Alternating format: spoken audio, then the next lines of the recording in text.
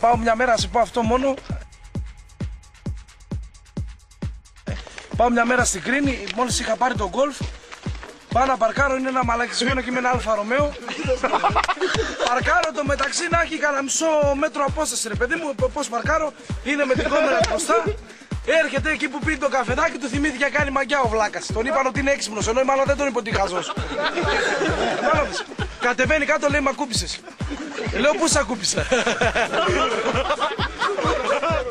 Κάτσε, κατράβα κανονικά. Λέει, μ' ακούπησες, λέει, το προφυλακτήρα. Λέω, τι. Λοιπόν, και πώς λέει, μ' ακούπησες. Λέω, πού ρε φιλέ. Να, λέει, εδώ με έκανες ένα σημάδι, δεν το βλέπεις. Τέλος πάντων, για να μην τα πολυλογώ.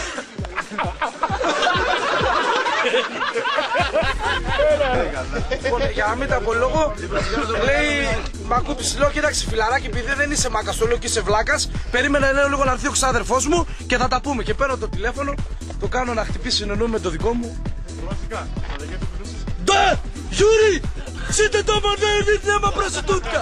Ναι, μαλάκα.